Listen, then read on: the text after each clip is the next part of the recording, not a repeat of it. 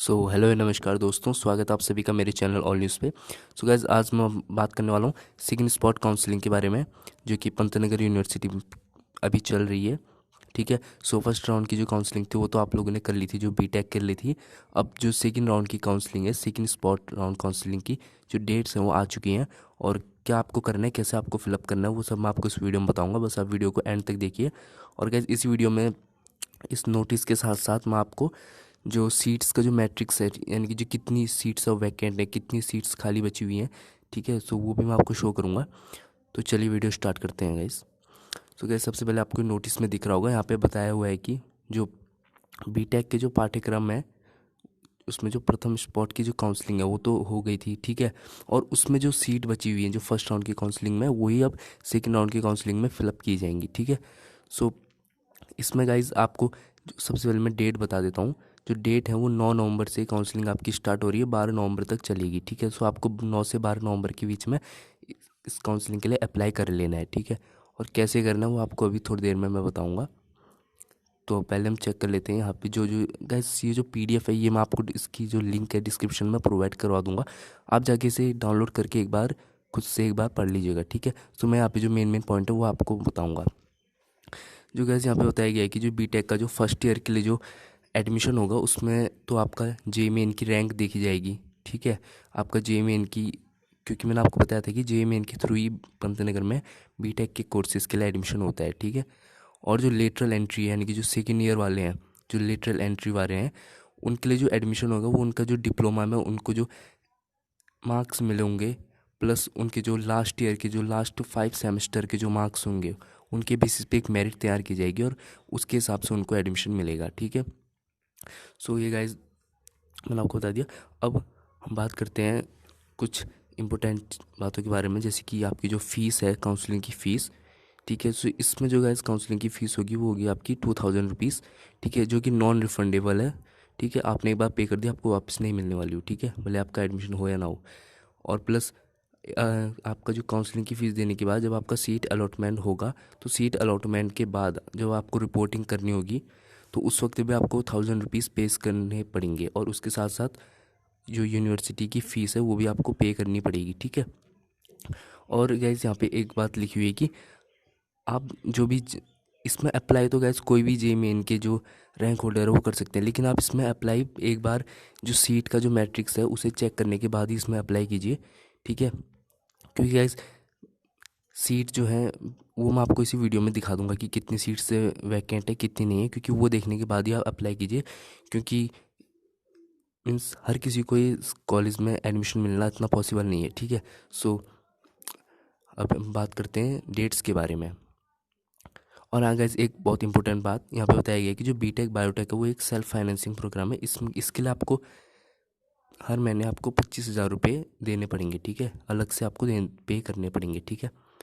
Guys अब हम बात करते हैं सेकेंड राउंड की काउंसलिंग की जो डेट्स हैं। जैसे मैंने आपको बताया कि स्टार्टिंग हो रही 9 नवंबर से 12 नवंबर तक आपको ये अप्लाई कर लेना है, ठीक है गाइस।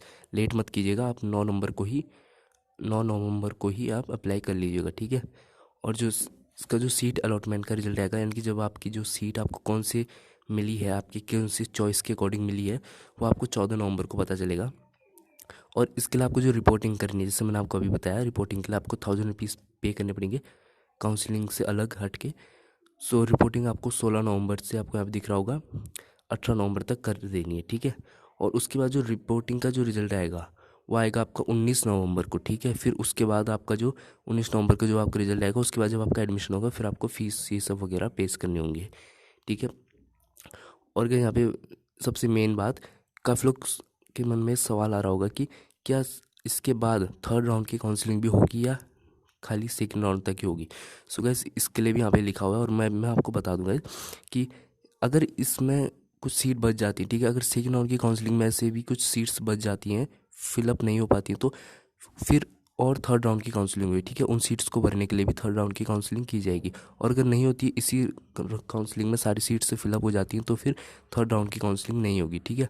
गैस मैंने आपको बता दिया, और इस पीडीएफ की लिंक जो है गैस डिस्क्रिप्शन में दी गई है, एक बार आप इसे पढ़ लीजिएगा, ठीक है, अगर आप इस काउंसलिंग में अप्लाई कर रहे हैं तो।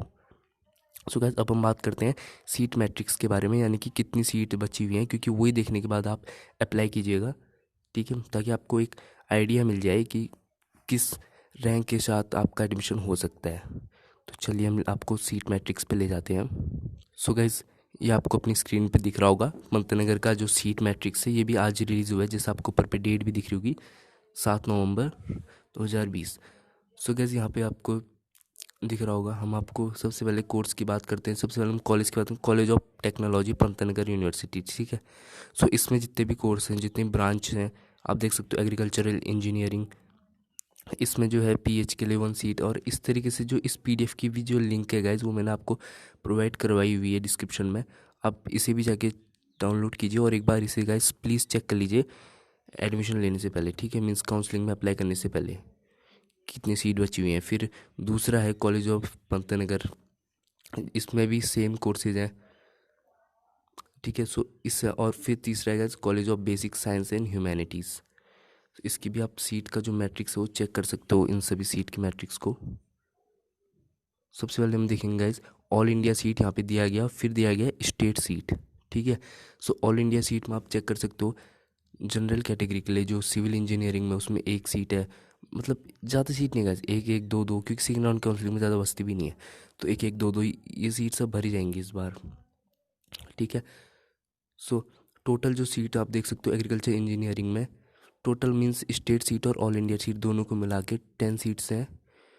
सिविल इंजीनियरिंग में 8 सीट्स हैं, कंप्यूटर इंजीनियरिंग में भी 8, इलेक्ट्रिकल इंजीनियरिंग में भी 8 हैं, ठीक है। सो इस हिसाब से आप इस मैट्रिक्स के बाद चेक कीजिएगा गाइज, अगर आप काउंसलिंग में पार्टिसिपेट कर रहे हो तो, ठीक है।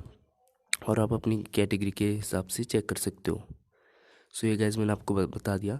अब अगर आपका कोई डाउट है तो गाइज आप मुझसे कमेंट सेक्शन में पूछ सकते हो, और आप इंस्टाग्राम पे भी मुझे फॉलो कर सकते हो, वहाँ पे आप मुझे डायरेक्ट मैसेज कर सकते हो, मैं आपका रिप्लाई करूँगा, ठीक है। मेरा यूज़र नेम है @allnewsyoutube। सो गैस चैनल को भी आप सब्सक्राइब कीजिए अगर आपको वीडियो इन्फॉर्मेटिव लगी हो तो। सो गैस मिलते हैं अगली वीडियो में, तब तक के लिए गुड बाय।